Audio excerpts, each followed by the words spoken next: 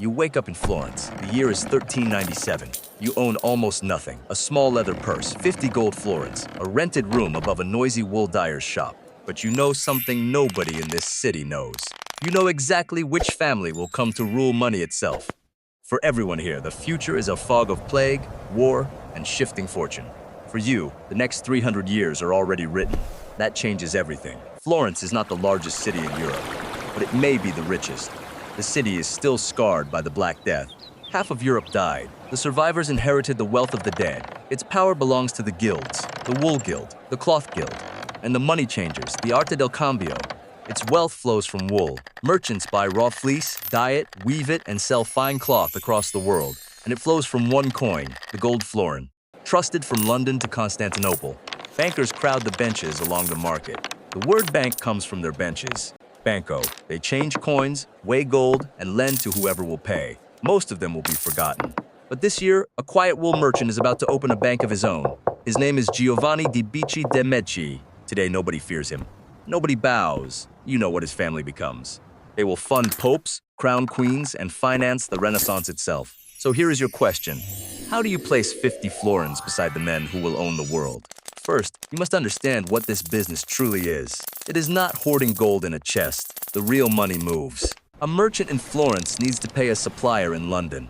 Carrying gold across bandit roads and pirate seas is madness. So the banker offers a paper, a bill of exchange. Pay here in florins and my partner pays there in pounds.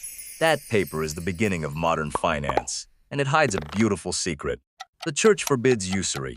Charging interest on a loan is a sin against God. So how does a banker earn anything at all? Here is the trick you already understand. The profit is buried inside the exchange rate. Money paid in one city, collected weeks later in another. The gap in time and the gap in currency become quiet, holy, legal profit. No interest is charged, yet the banker wins on every transfer. The church cannot object. This is your opening. Do you hoard your 50 florins in gold and watch them do nothing? Do you gamble them on a single shipload of wool that one storm could sink to the bottom? Or do you place them inside the exchange network, the machine that moves everyone else's money? You choose the network. Gold in a chest is dead. A share of the flow is alive. You take a small stake beside Giovanni's new bank. You learn the ledgers, you study the routes. But a warning arrives quickly. A rival banker lends a fortune to a foreign prince. The prince wins his war, then simply refuses to pay. The banker is ruined overnight. You have seen this before in your own century. Lending to kings is lending to men above the law. So you make one iron rule. Never let a crown owe you more than you can afford to lose. The greatest banks of this age will die breaking that single rule. You will not. Now the true opportunity appears. It is not a merchant at all. It is the church itself. The Pope is the largest financial power in Europe. Tithes flow in from every Christian kingdom. That money must be collected, guarded, carried to Rome, and lent back out. Someone must handle it. The Medici branch that follows the papal court becomes the most profitable account in the world. To bank the Pope is to bank all of Christendom. This is the true prize, so you face the real decision. Chase fast, glittering loans to reckless nobles for quick gain? Or bind yourself patiently to the papal account and build a network across every great city. You choose patience. Rome, Venice, Geneva, Bruges, London. One branch, then another, then a web. Soon the Medici run branches in 9 cities, moving money across a continent under a single trusted name, and you copy their genius for structure. Each branch is its own separate partnership. If London fails, Rome does not fall with it. The risk is walled off, branch by branch. Every florin is tracked in double entry books. What comes in, what goes out, always in balance. You are no longer chasing money. You own the system that money itself must pass through. The years turn. Giovanni's son, Cosimo, lifts the bank to a height no one imagined. The florin becomes the dollar of its age. Kings hold it, merchants trust it, the world runs on it, rivals grow jealous. In 1433, a hostile faction seizes power and exiles Cosimo to Venice. But the money follows the man. Starved of Medici credit, Florence bleeds. Within a year, they beg him back. In 1434, Cosimo returns in triumph.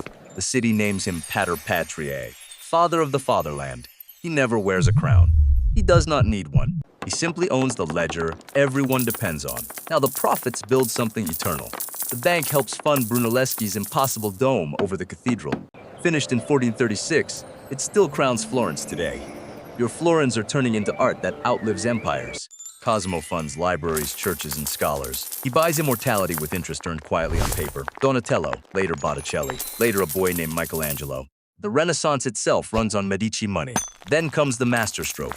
Rich alum is discovered in the Papal Hills at Tolfa in 1462. Alum fixes dye into cloth. Every dyer in Europe needs it. The Medici seize the monopoly. Control the one mineral an entire industry cannot work without. That is not a trade, that is a moat. You are now the richest man in Florence, and Florence is among the richest cities on earth. But you know the future, so you also know the danger. Wealth, this large, breeds envy and carelessness. Cosimo's grandson, Lorenzo the Magnificent, is a brilliant poet and a careless banker. He lets loans to foreign kings pile up unpaid. The Bruges and London branches rot and collapse. In 1478, the rival Pazzi family strikes. They murder his brother inside the cathedral during Mass. Lorenzo survives the daggers. But the age of easy Medici power is ending, and you can feel it. Then, in 1494, a French army marches south. Lorenzo's weak son surrenders the city without a fight. The people revolt. The Medici are expelled. The great bank, once the largest in Europe, is gone. So what actually built the fortune that lasted? Not the reckless loan, not the flashy bet. It was owning the network, banking the Pope, cornering the alum, knowing exactly when greed turns into ruin. The Medici will still produce 4 popes and 2 queens of France. Their real return was 3 centuries of power. Measured only in gold, the family's wealth would rival the greatest fortunes of the modern world. But the gold was never the point. They owned the rails that everyone else's money ran upon. And that is the lesson you carry home. Do not chase the loan. Be the bank. Do not sink your whole life into one storm-tossed ship. Own the harbor. Every ship must enter. The crowd always runs toward the glittering, dangerous bet. Quiet fortunes are built on the boring machine beneath it.